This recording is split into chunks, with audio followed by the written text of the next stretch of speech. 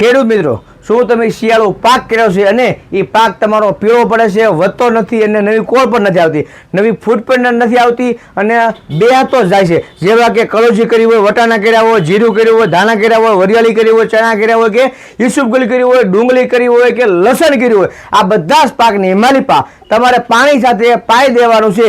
16 ગુઠાના વીઘા પ્રમાણે વીઘે 500 ml લખી સિગ્મા કંપનીનું સુપિક્સ હોય, જે 100% ઓર્ગેનિક છે, 100% ઓર્ગેનિક છે.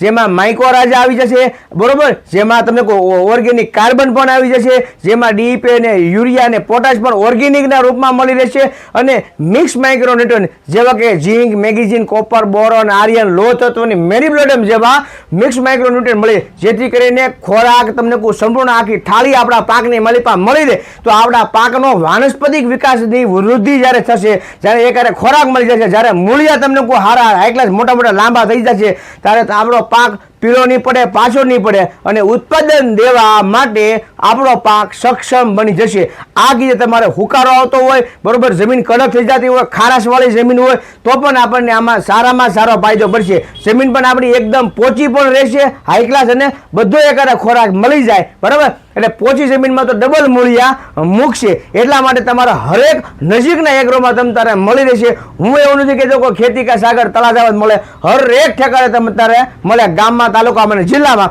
ગમે ના પૂછી લેવાનું રહેશે. વિડીયોમાં તમે જોયો છે તો હરેકને સબસ્ક્રાઇબ કરી દો અને ફોલો કરી લેજો. બાકી રજા આપો. રામ રામ ને સીતારામ.